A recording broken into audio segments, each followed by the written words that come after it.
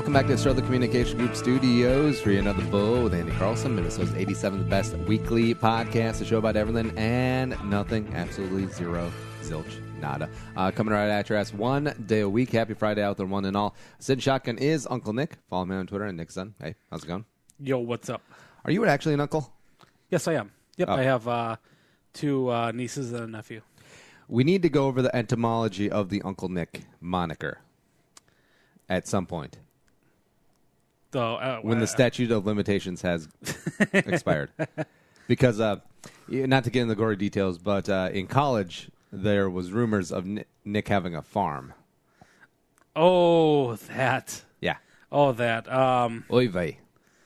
Oh, I forgot about that. Oh, man.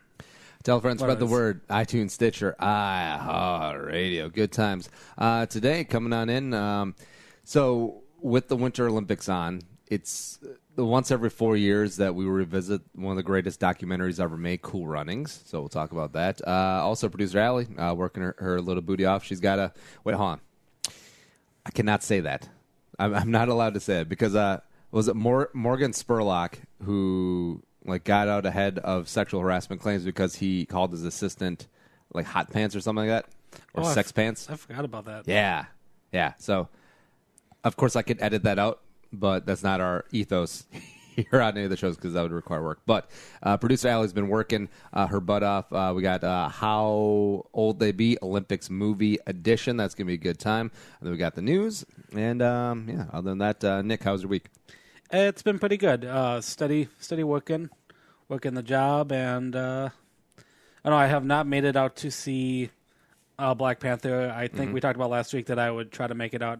Have not seen it yet, but I'm pretty sure I'll see it next week. Well, it is destroying box office records, and everyone who's seen it that I've talked to says that it's phenomenal. It's one of the best Marvel movies that they've done. Yeah, it's great. You kind of assume. I mean, the bar is set pretty high because if you're a Marvel fan, all these movies are tying into each other. It's leading to these future upcoming movies, the big ones, the Infinity Wars this summer. So, it's great. I'm happy. A lot of people like it, and I hope it's possible it can already spark some sequels beyond it. So good. Ooh, Black Panthers.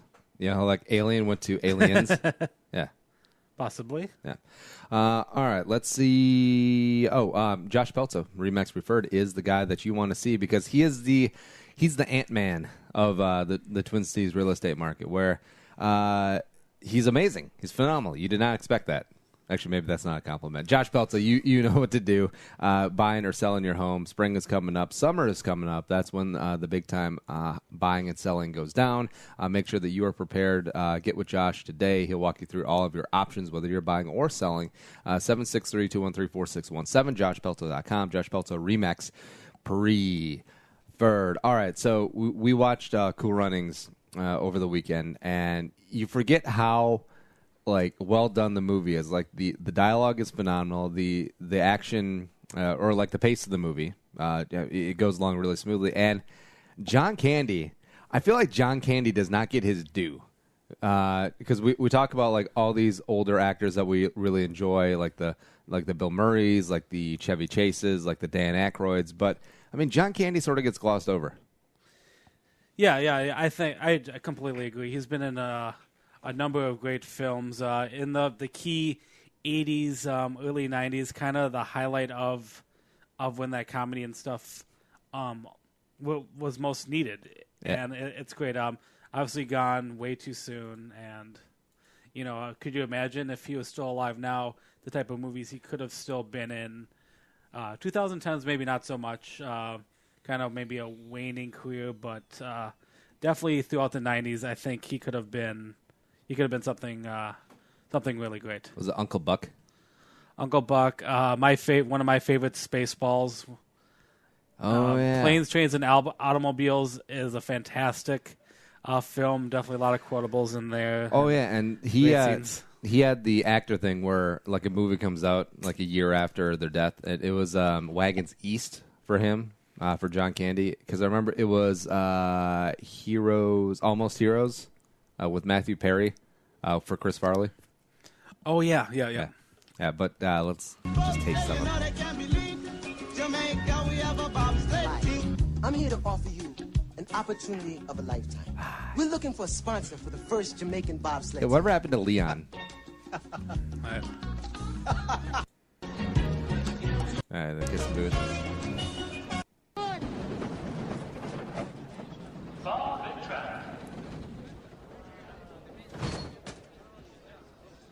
John Candy looks like he was built for cold weather.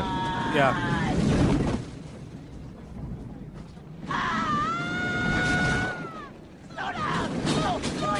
Slow it down. Slow it down. Oh my God. Oh, Doreen, I hate you. I hate you. I hate you. Oh.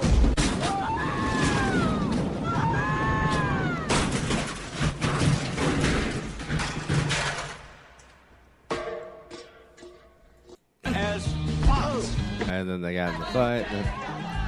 I want to see the slow clap. In reality, Al, I don't think the Jamaicans have any chance of winning a medal. God, just let it be better. Yeah, whatever. So Leon, he was in. He's still working. He was in The Temptations as David Ruffin. Cool Runnings. He was in the Tupac basketball movie. I forget what that was called.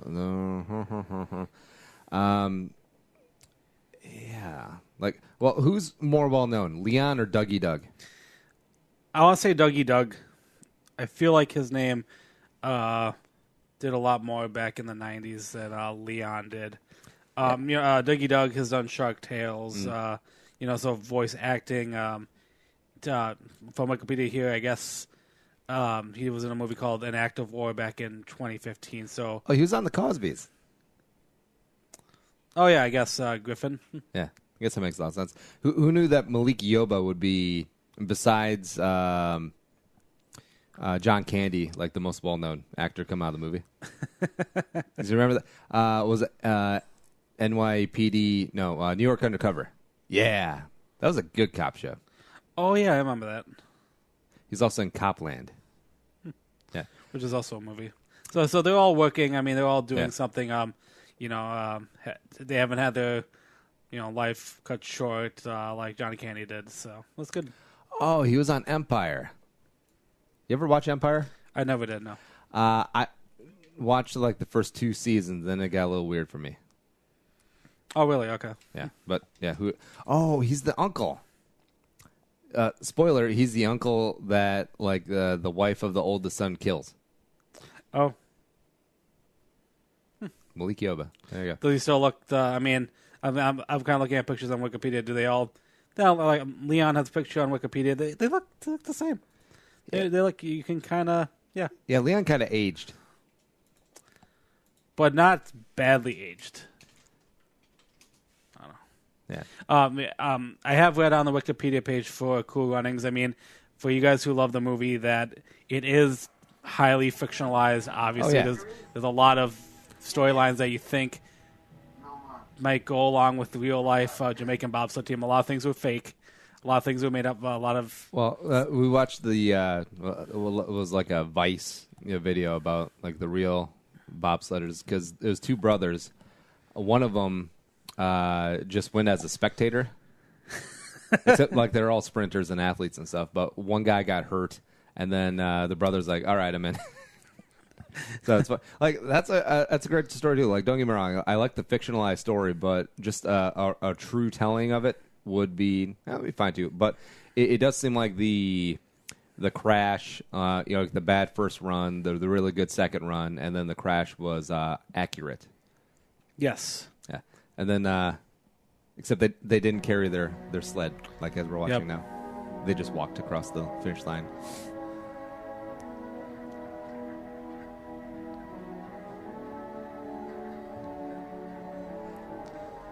Apparently, a lot of Jamaica's tourism, like merchandise, is still like very bobsled related. Which is kind of, oh yeah, there we go. The slow clap. Yes. Yeah. And I think there's only really been a couple Slow claps? No, yeah, there's only been a couple slow claps. There's only been a couple Jamaican bobsled teams since, though. I don't think they've been there every year. They were there for like 4 straight Olympics, and then like the 4-man teams, but then those wane, and then they've been really getting into 2-man apparently. Okay.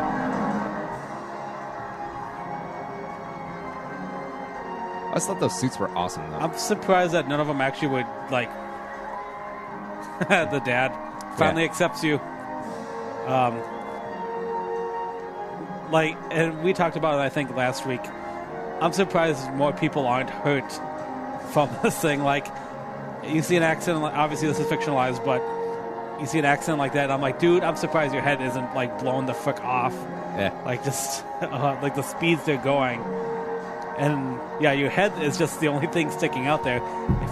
If you hit that wall, man, you're gone.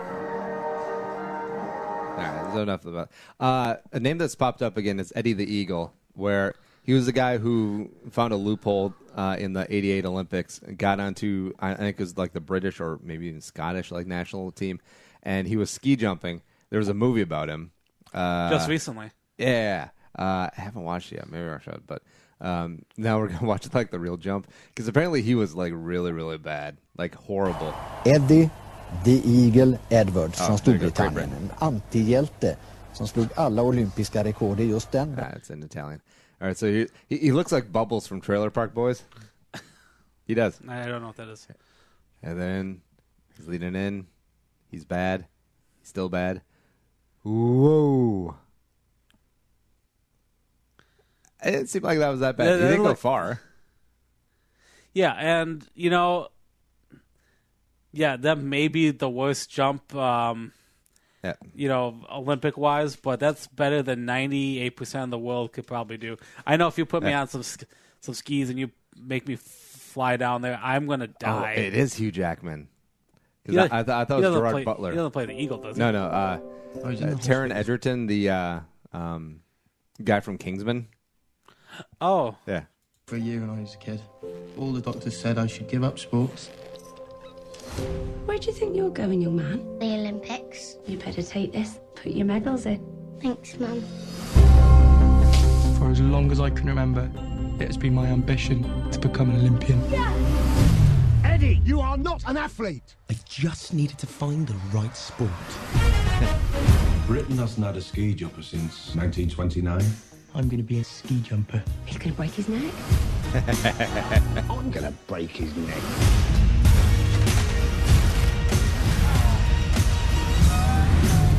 The time to start jumping is when you're 5 or 6. I heard you were a champion, so I was thinking maybe you could give me a few tips. Give up? There's one for free. Watch this guy, number 2 in the world. And he knew what he was doing. It's not actually going to jump, is it? You're not going to give up, are you?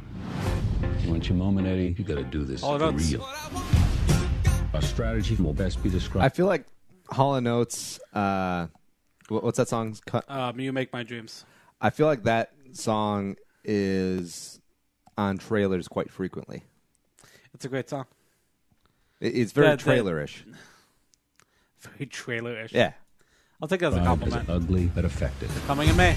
The Olympics is associated with certain qualities, excellence, achievement. They have no desire to associate. I feel like music in movies and trailers too, like it manipulates you into having a feeling. And that one's, you know, it's poppy, upbeat, it makes you feel good.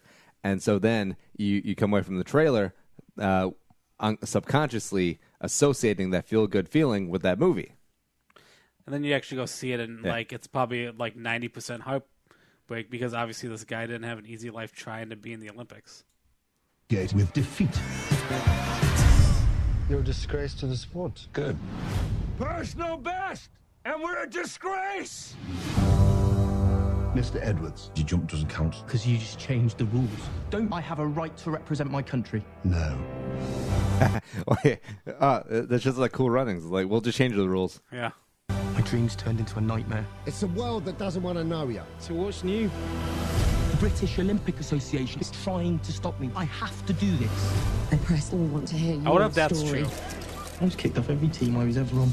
before I even got a chance to prove myself. I take jumping very seriously, nearly as much as proving people wrong. And where do you think you're going? The Olympics. You thought you might need this? It's higher than you jumped before, faster than you've gone before. You can break bones. You're lucky if you can walk again. As your coach, I think you're crazy. But as your friend, fly. Christopher Walken is never Ready the Eagle. That was nice. I think there's a lot of that kind of story going on in the Olympics right now where obviously everyone's watching the best and the greatest, but there are those small stories from like lesser countries and athletes who, you know, are just lucky to be there, who work their butt off, going through loopholes, attending as many Olympic, non-Olympic events like world events to get in there and have a chance, you know, and you know, that says a lot, and you know, power to them and power to anyone who wants to strive for dreams. Let's play the game. Celebrities are old. That was hot. 69, dudes! The question is, how old? Get off my lawn. Time for another rousing round of how old they be. I can't let you in because you're old as fuck. For this club, not, you know, for the earth. All right, you know the game. Producer Allie has listed off a number of actors and actresses that have been in Olympic-themed movies. We guess the age, however many we're off is our score. Lowest score wins at the end. If you did get a dead nuts on, that's a 5-point deduction. Play along at home. Tweet in your scores. It's going to be a good time. Nick always sucks at this game. You know what? I've won a couple, and for the Olympics, that's good enough. Thank you. First up, Robbie Benson. Robbie Benson, who played Billy Mills in Running Brave, 1983 film. It's good that she included the years, because some of these, I have no idea. So, I have no idea who that is either. All right, so 83. And, I mean, you'd assume that he would be the protagonist, and Olympians are usually in their 20s, sometimes 30s. So I will say, backing that out, I will say he is 65. I said 50. 50. This could be a ball game. Robbie Benson is 62. Oh, it's okay. I'm gonna make it's not your fault, Nick. How do you like them apples? Number 2 out of 13. 2 out of 13. Ben Cross. Ben Cross, who played Harold Abrahams in Chariots of Fire, 1981. Dun, dun, dun, dun, dun, dun. Dun, dun, dun, dun, dun. All right, so I don't know what that is. What's Chariots of Fire? I think that's the one about the 4-minute mile. Oh, yeah, like so. Do you think he ran the mile? Or? 4-minute mile had never been done until like this little wafy, pasty British dude does it. Is that Harold Ames? Is that who? Do you know anything about the movie? I was just wondering. No. I'm trying to guess. Is this like the grandpa or like maybe the son or something? I don't know. Or is it the guy? I will say Ben Cross is 65 again. I said I warmed up a little bit. I said 63. 63. Ben Cross is 70. Oh, wow. That's not bad. Next up, Dougie Doug. Of the aforementioned Cool Runnings, he played Sanka Coffee. I didn't know he had a last name. I thought it was just Sanka. Wait, no, that's funny because isn't Sanka like a brand of coffee? Like crappy, like instant coffee or something? I think so. Yeah. All right, so Sanka, Dougie Doug, Cool Runnings 93. How old is Dougie Doug? I think I saw Leon's age, so I will be honest and say I saw when doing this story beforehand. I saw one. I don't think I saw Dougie's. So. All right, so he had to be like what 25 when he did Cool Runnings. So 70. I'll say he's 50. I said 48. Dougie Doug 48. Dougie Doug 48. No. Yes. All right, so Nick has a 5-point A deduction. And I'm still losing. Probably. Next up, Taron Egerton. Taron Egerton played Eddie Edwards in Eddie the Eagle. Also in Kingsman. He's really good at Kingsman. Let's see here. Except actors always run a little bit older than you would think. So, but I was going to guess like mid-20s, but that may be off. I will say, going with my by fives thing, I will say 25.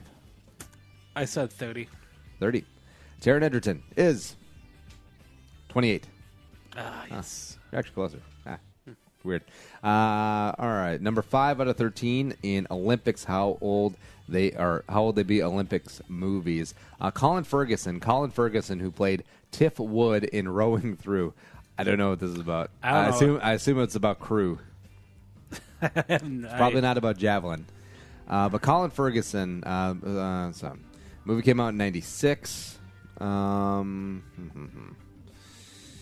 Okay. All right, I will say Colin Ferguson is 50.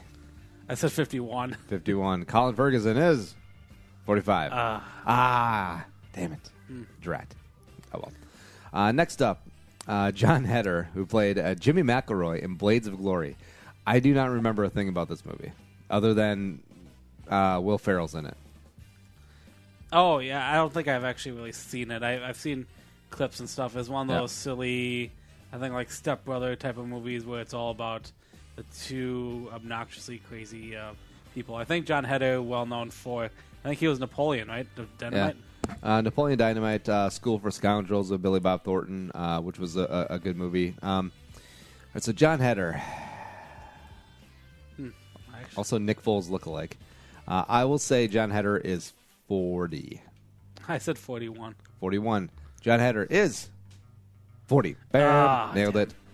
Ding dong. The witch is dead. Now, you'd actually be cheating of producerality to get actors and actresses who are ages by 5. Like 40, 45, 50. Because that's all I guess anymore. There we go. Next up is Muriel Hemingway. Muriel Hemingway, who played Chris Cahill in Personal Best 1982. Muriel Hemingway's a woman, right? I believe so. Okay. Just backing out the basic math. I will say Muriel Hemingway is 60. I had 65. 65. Oh, this could be it. Muriel Hemingway is 56. Oh. So sorry, Muriel. It's okay. You just overestimated a woman's age by 9 years, by a decade. Most women like that, though, I think. No, they don't. Number 8. Number 8 out of 13. Stephen James. Stephen James, who played Jesse Owens in Race. Also, I think Jason Sudeikis is in this movie. I think he plays the coach. Oh, really? At the Ohio State University. All right, so Jesse Owens. Doing that. I love the Jesse Owens story. Like, because that Olympic Games was in Berlin, and you had Hitler, and Hitler with his whole He's Aryan a big fan race of Hitler, thing. if you can't tell. Yeah, his whole Aryan race thing, and then Jesse Owens, this African American dude, just comes in, whack, just destroys, and then Hitler has to take his stupid mustache and be embarrassed. So Stephen James. I don't know anything about him, but I will say he is 25. I said 23. 23. Oh, not 32, 23. Stephen James is 24. Yeah. Oh. Nice, right in the middle. We got 5 names left. Nick and I both have a 5-point deduction. Keep along, tally your scores at home on How Old They Be Olympics edition. Next up is Moira Kelly. Moira Kelly, who played Kate Mosley in The Cutting Edge, 1992. Great movie. I think I made some Twitter comments about it over the years. Saw it in college. Fell in love with it. Good. What was the movie about?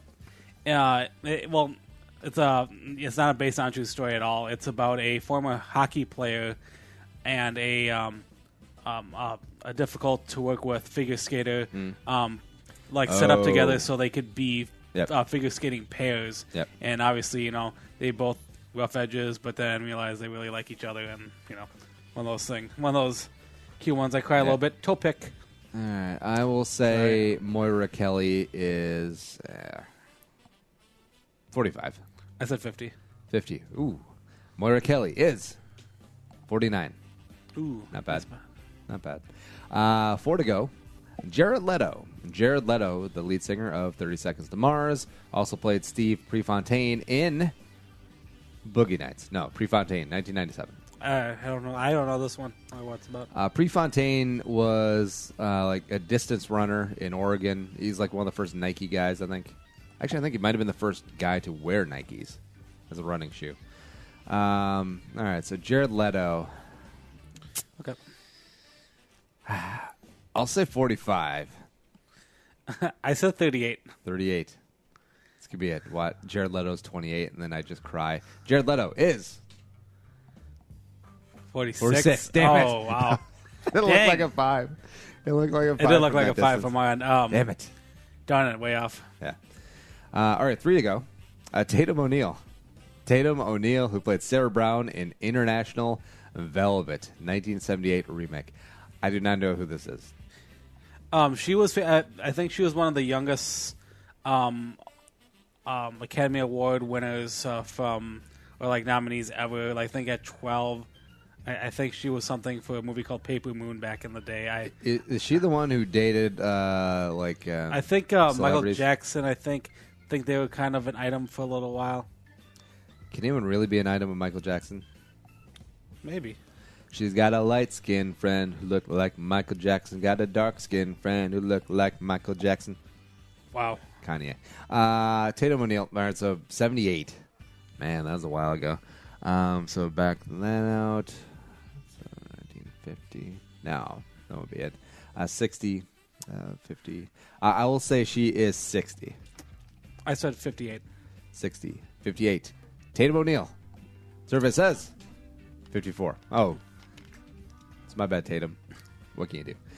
Two to go. 2 to go. Kurt Russell, who played Herb Brooks. Rest in peace, Herb Brooks, the pride of Minnesota, in Miracle 2004. I've never seen Miracle. I never had either. I know that it's a crime to live in the state of Minnesota to have not seen Miracle. Kurt Russell. Man. Also, Ego in Guardians 2. I'm still undecided, like, how much I like that movie. Like, it was good, but I don't think I liked it because I felt like it just dragged on too long when they're on the planet. We talked about this a while ago. When I first saw it, I didn't know what to think. I watched it a couple more times, and I actually prefer it now more than the first one. I think there's just other stuff about it. I will say Kurt Russell is 65. It's at 64. 64. Kurt Russell is 66. Damn it. Oh, wow. This game is so dumb. Some of them is just really close or just way off. Last but not least, Channing Tatum. Channing Tatum, who played Mark Schultz in Foxcatcher, which is a really good movie. Like, Steve Carell is like creepy good in it. I think he should have some more serious roles. We know how funny he is, but he's got some acting chops as well. So, Channing Tatum. I feel like Channing Tatum's going to be sneaky old. Like, as soon as we find his real age, I'll be like, wow, that's kind of old. I feel like we might have had him once before, but I couldn't remember for the life of me. Yeah, producer Allie's pretty sharp on this. I will say Channing Tatum is 40. Oh, man. I said 28. 28. I think this could be it. Channing Tatum is 37. Wow, he's older than us? Huh? I would not have thought that. All right, let's see what the damage. So we both had 5-point deductions. Survey says final score of 33, and Nick has 57. I have proven victorious yet again.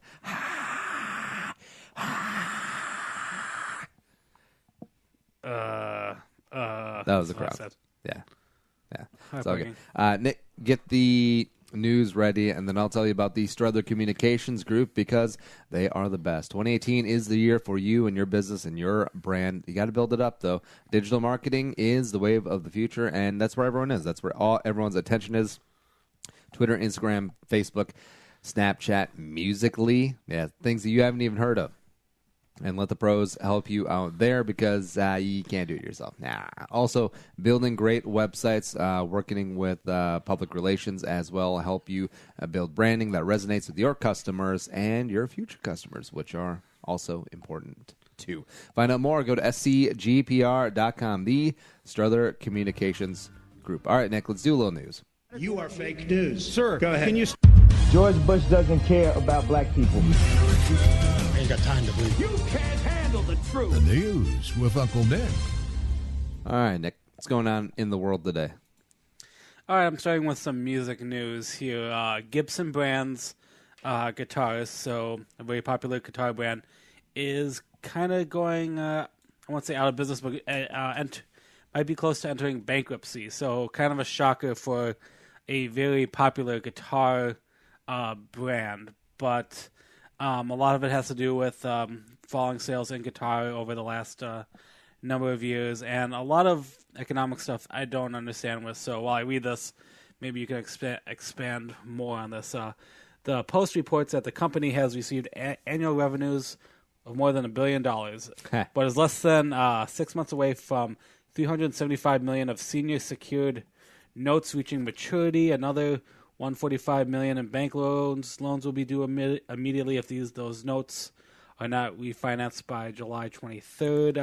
I don't know what notes and stuff is. And so essentially, they over leverage. They borrow too much, and even though they have $1 billion worth of revenue, like it's not going to be able to satisfy all of those debts, and some of those balloon payments are going to be coming in. So, I mean, bankruptcy for businesses can mean a lot of things. It can be the reshuffling of the deck chairs, the Titanic, or it could be that they're actually getting things restructured and they can come out of it. I mean, there's been lots of companies that have come out of Chapter 7 or Chapter 11 bankruptcy and been stronger because of it. And I don't know, we'll see. Like, even if Gibson goes under, like someone will buy that brand because of how valuable it is, because it's iconic. I mean, it's Gibson Guitars. Yeah, it's one of the, that and like Fender are some of the biggest guitar brands ever. And I think what's keeping, and I was doing other research on this because obviously I'm a musician fan. I love music and I play guitars. So ironically, I never owned a Gibson. Gibson guitars have always been kind of higher end, and yeah, a lot of the big musicians who own stuff like that, the Les Paul guitars are fantastic, beautiful guitars from like Chuck Berry, Eric Clapton, all have had Gibson guitars. They never really had like a cheaper variety of guitars, and stuff like Fender, which I've had Fender guitars. I've had, I'm just thinking right now off the top of my head, Oscar Schmidt.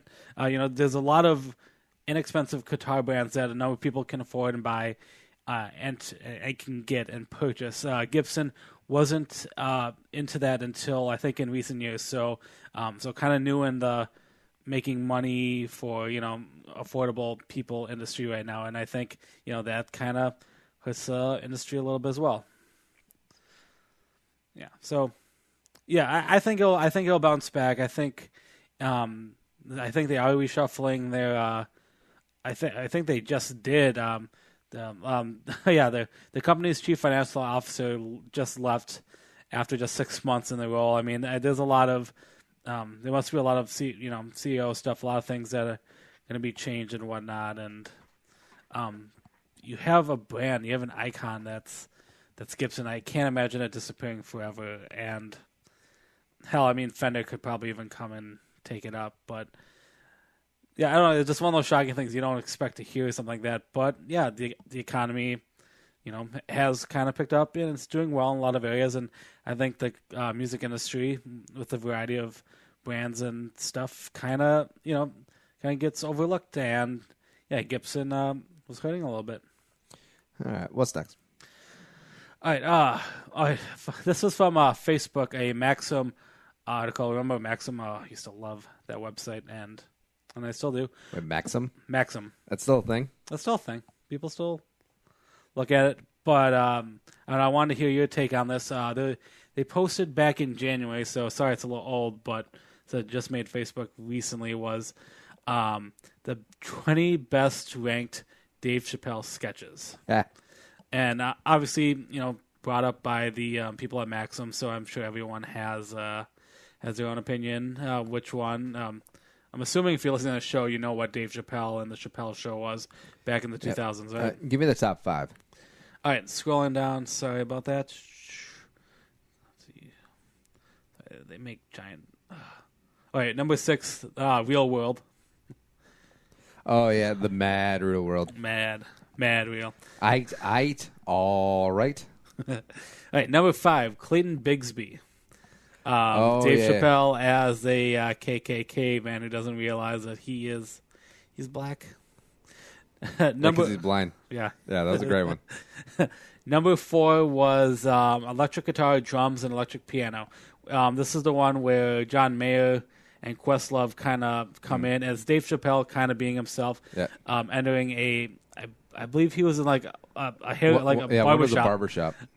And they try to see what the effects of music is on them on the barbershop, and that was great. Number 3 is the I Know Black People sketch part 1. I think it was a game show where Dave Chappelle asked people about black people, I think. Yeah, I think I remember that one. Oh, yeah. Because I think one of his writers, Neil Brennan, is in that sketch, too. Okay. Yeah, that's one of the contestants.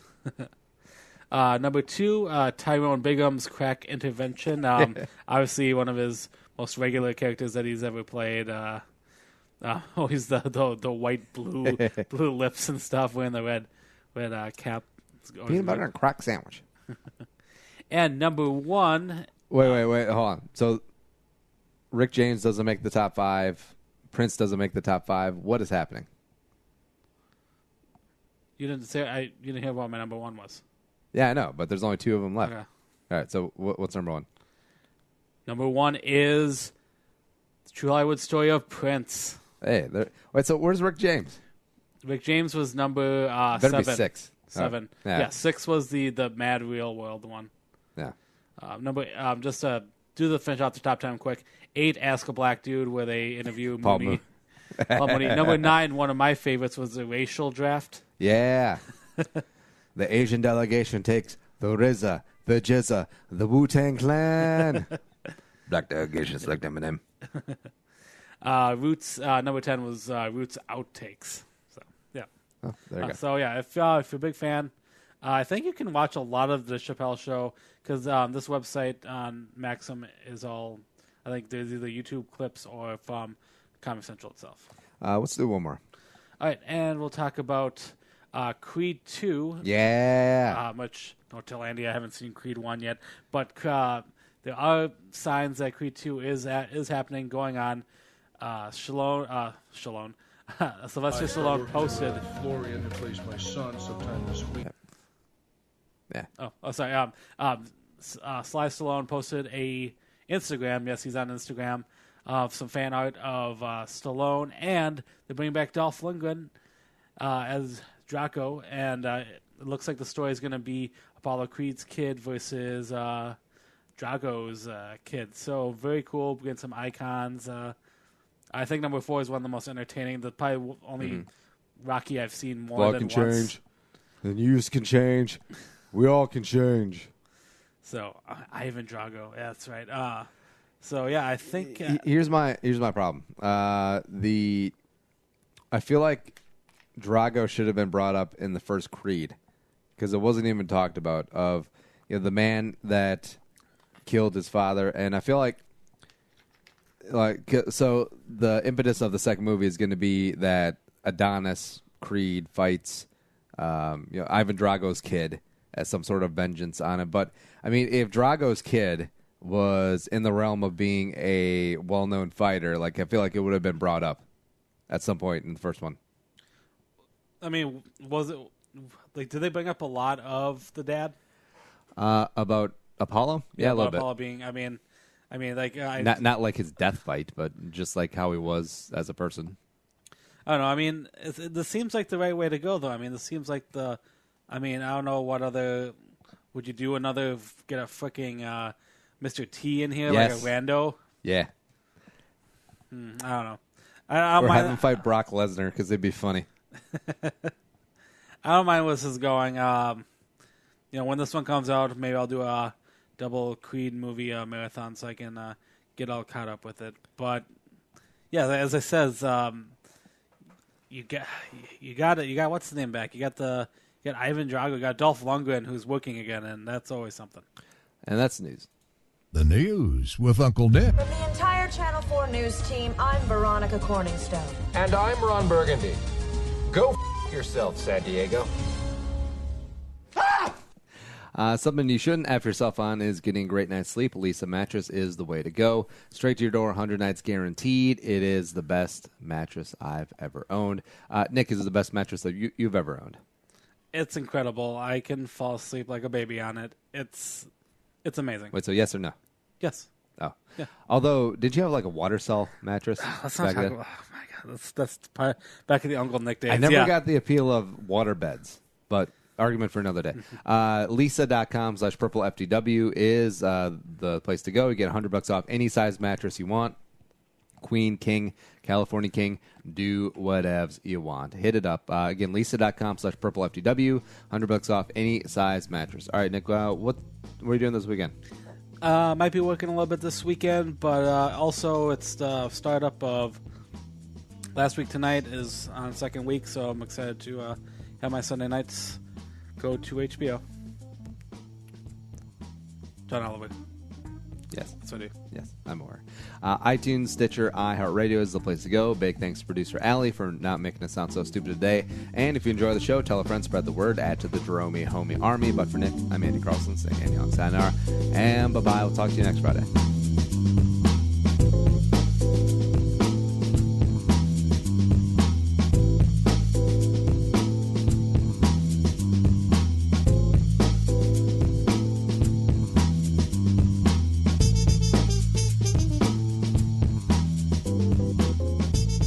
Thanks for listening to Bull with Andy Carlson, Minnesota's 87th best daily podcast.